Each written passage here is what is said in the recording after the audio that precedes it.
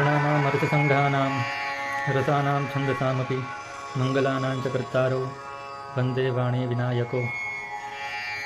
नमो नमः। श्री द्वारकेश हे जगन्नाथ। मनुष्य को अपने सिद्धांत को छोड़ना नहीं चाहिए। अगर श्रेष्ठ मनुष्य है तो उनके लिए तो श्रेष्ठतम यह है कि श्रुत्युक्त जो सिद्धांत है, धर्मशास्त्रोक्त जो सिद्धांत है, उनका अक्षरशः पालन करना चाहिए। किंतु उतनी श्रद्धा नहीं है, रजोगुण का तमोगुण का आधिक्य है, धर्मशास्त्र में विश्वास नहीं है, वेद को प्रमाण स्वीकार नहीं करते, तो वैसे लोगों को भी एटलीस्ट अपने बनाए हुए सिद्धांत का उल्लंघन नहीं करना चाहिए अगर वह अपना नाश नहीं चाहता है तो। वाल्मीकि रामायण का जो सुंदरकांड है उसमें एक अच्छा तथ्य पढ़ने को मिला, उसी के बारे में बात करेंगे। रावण की बहुत सारी पत्नियां थी। कहते हैं नवम सर्ग के 68वें श्लोक में वाल्मीकि जी ऋषि कहते हैं, राजर्षि विप्रदेत्यानां गंधर्वाणां योषितः रक्षसां चाभवन् कन्यास्तस्य कामवशं गताः। कि जो राजर्षियों की कन्याएं हैं, ब्रह्मर्षियों की कन्याएं हैं, दैत्यों की, गंधर्वों की और राक्षसों की जो कन्याएं हैं, उन्होंने काम के वशीभूत होकर स्वयं को रावण की पत्नी के रूप में स्थापित किया, रावण को अपना पति स्वीकारा। सब स्त्रियों का अपहरण नहीं किया रावण ने, जो उनकी पत्नियां हैं, और अपहरण किया भी है तो उसके आगे वाले श्लोक में वाल्मीकि जी ऋषि कहते हैं, विद्धकामेन ताः सर्वा रावणेन हृता स्त्रियः समदा मदनेनैव मोहिताः काश्चिदागताः। रावण ने तो बस अपना पराक्रम दिखाना चाहा, उन सब स्त्रियों का रावण ने युद्ध की इच्छा से अपहरण किया था। किसी कन्या को प्राप्त करना लक्ष्य नहीं था रावण का, अपितु अपना पराक्रम दिखाना चाहता था। उसके एक कार्य के रूप में उन्होंने स्त्रियों का, कन्याओं का अपहरण किया। और कुछ मदमत्त रमणियाँ जो थी वो कामदेव के प्रभाव से मोहित होकर स्वयं ही उसकी सेवा में उपस्थित हो गई, पत्नी के रूप में स्वीकार किया। ये बात है।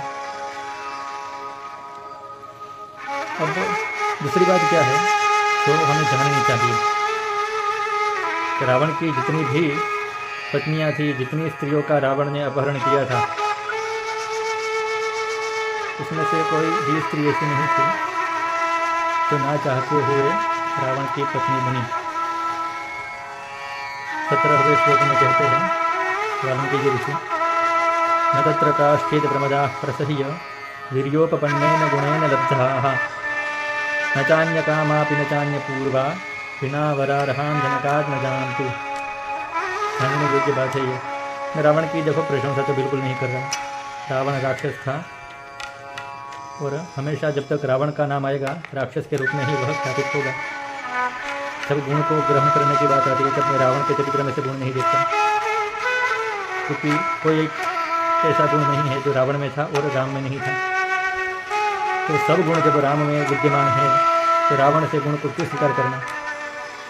मानता हूँ कि मुझमें संभवतः इतना विवेक नहीं है कि गुण ग्रहण करने की इच्छा से रावण के चरित्र का अवलोकन करूँ और उसमें से कोई अवगुण ग्रहण बिल्कुल नहीं करूँगा।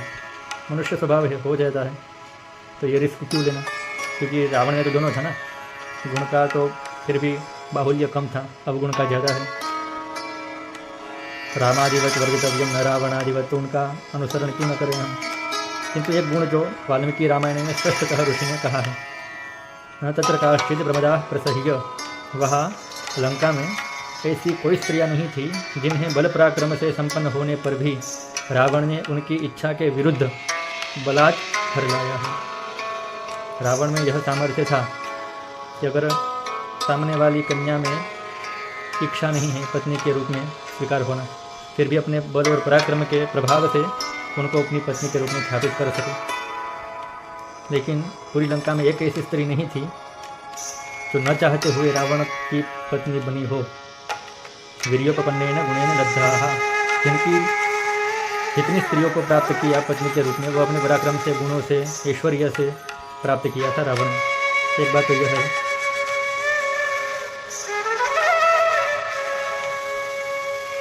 इसके बाद जो एक संभावना व्यक्त होती है वह यह है कि न चान्य कामापि न चान्य पूर्वा विना वरारहाम जनकात्मजाम तु।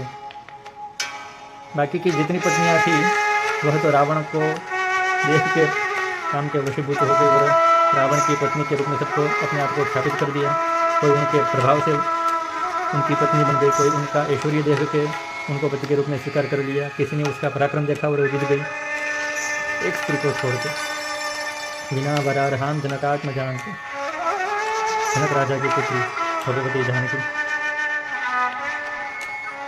यहाँ पर रावण ने अपने बनाए हुए सिद्धांत का उल्लंघन किया। रावण कोई भी ऐसी स्त्री का अपहरण नहीं करता था, अपनी पत्नी के रूप में ख्यापित नहीं करता था जो वो रावण की पत्नी बनना स्वीकार ना कर। लेकिन भगवती सीता ने ऐसा स्पष्ट कहा था कि मैं राम की भार्या हूँ, मैं अन्य पुरुष का चिंतन भी नहीं कर सकती। किंतु यहाँ रावण अपने सिद्धांत से चुका। यहाँ तक ऋषि कहते हैं कि रावण की जितनी पत्नियां थी उसमें से एक स्त्री ऐसी नहीं थी कि जिनके मन में अन्य पुरुष का विचार भी आया हो, करती हो, या फिर एक ऐसी स्त्री उनकी पत्नी में नहीं थी जिनका विवाह हो चुका हो, कभी किसी की पत्नी बनी हो और फिर रावण ने उनका अपहरण करके पत्नी बनाया हो। भगवती जानकी का अपहरण किया और उनका जो यह सिद्धांत था, अन्य पुरुष में आसक्त स्त्री को मैं अपनी पत्नी नहीं बनाऊंगा। विवाहिता स्त्री तो बहुत दूर की बात है, कुमारी भी जो अविवाहिता है, किंतु अगर वो किसी अन्य पुरुष में आसक्त है तो रावण उसको अपनी पत्नी नहीं बनाता था। हालांकि यह उसका औदार्य नहीं था, यह कोई उनका ये चरित्र नहीं था, इसके पीछे भी कारण है। वो अपने प्राणों से हाथ धोना नहीं चाहता था, इसलिए खुद का यह सिद्धांत बनाया था कि अगर वह स्त्री के न चाहते हुए उनका स्पर्श भी अगर करता तो उसके सर के 100 टुकड़े हो जाते। वेदवती की कथा है, उसमें नहीं जाएंगे फिलहाल हम। तो ये उनका कोई पवित्र चरित्र नहीं था कि ऐसी स्त्री का वह अपहरण नहीं करता था जो उनको चाहती ना है। इसमें उसकी वीरता नहीं थी, नपुंसकता ही थी जिसको वह वीरता के रूप में ख्यापित करता था। तो कहने का तात्पर्य है, अपना बनाया सिद्धांत ही सही, किंतु उनका वह अनुसरण करता था। और कब तक किया? जब तक भगवती जानकी का अपहरण नहीं किया। भगवती जानकी विवाहिता थी, भगवान राम के चरणों में समर्पित थी। यह सब जानते हुए भी रावण ने उनका अपहरण किया और परिणाम हम सबके सामने है रावण का क्या हुआ। तो कहने का तात्पर्य है, मोरल ऑफ द स्टोरी यह है कि धर्मशास्त्रोक्त जो सिद्धांत है, नियम है, उनका अनुसरण अगर हम कर पाते हैं तो स्वयं को धन्य समझना चाहिए। किंतु अगर उतना नहीं हो पाता, तमस का रजस का आधिक्य है, तो कम से कम अपने बनाए हुए सिद्धांत का उल्लंघन तो हमें नहीं करना चाहिए। और रावण ने भगवती जानकी का जब अपहरण किया, लोग कहते हैं राम में इतनी शक्ति नहीं थी कि रावण को परास्त कर सके, चप्पल से मारना चाहिए थे लोगों को। पहले तो इतनी ही ताकत थी तो मारीच को स्वर्ण मृग बना के क्यों भेजा, राम को लक्ष्मण को भगवती जानकी से दूर क्यों किया और फिर उनका अपहरण किया। युद्ध करके राम लक्ष्मण को हरा के भगवती का अपहरण कर देता जैसे अन्य स्त्रियों का करता था। तो दिमाग से, मन से, बुद्धि से यह विचार को निकाल ही देना चाहिए कि रावण में उतनी शक्ति और सामर्थ्य था कि राम का सामना भी कर सके। यह तो लीला के वशीभूत होकर भगवान मर्यादा पुरुषोत्तम राम ने युद्ध किया, वरना युद्ध करने की भी आवश्यकता नहीं थी। हनुमान जी सब खत्म करके आ जाते। ये तो लीला के भय से कहीं ये जो लीला है अधूरी ना रह जाए, इसलिए जीवित छोड़कर आए हनुमान जी। हनुमान जी कहीं कहते हैं, रावण सहस्रम में युद्धे प्रतिबलम भवेत् शीलाविष्ट प्रहरतः पाददेश सहस्रशः। रावण कोई महान व्यक्ति नहीं था, चाहकर भी नहीं बन सकता था। उनका जो वो शरीर था वह सनत कुमार के शाप के प्रभाव से नष्ट प्राय था, दुष्ट हो गया था, विकृत था, दूषित था। वो अपने धर्म के अंतराल में चाहकर भी अच्छा कर्म नहीं कर सकता था, क्योंकि शाप ही वैसा मिला था उनको। शिशुपाल दंतवक्त्र, हिरण्याक्ष, हिरण्यकशिपु, कुंभकर्ण और रावण, शापित शरीर था।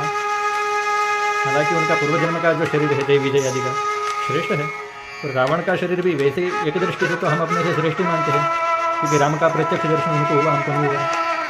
किंतु राम से उनकी तुलना करने पर अतिशयोक्ति होती है, तो नहीं करना चाहिए। अस्तु, अपने सिद्धांत का, अपने नियमों का उल्लंघन नहीं करना चाहिए। क्यों? क्योंकि हमारा व्यवहार, हमारा जीवन यथारीति से चलता रहे, हम नष्ट ना हो तथा भ्रष्ट ना हो। और अगर सत्वगुण का आधिक्य होता है, धर्मशास्त्र के नियम सिद्धांत को भी जानना चाहिए और यथोचित मार्ग से, यथोचित रीति से अपने जीवन में, आचरण में उतारना चाहिए। श्री द्वारकेश, जय जगन्नाथ।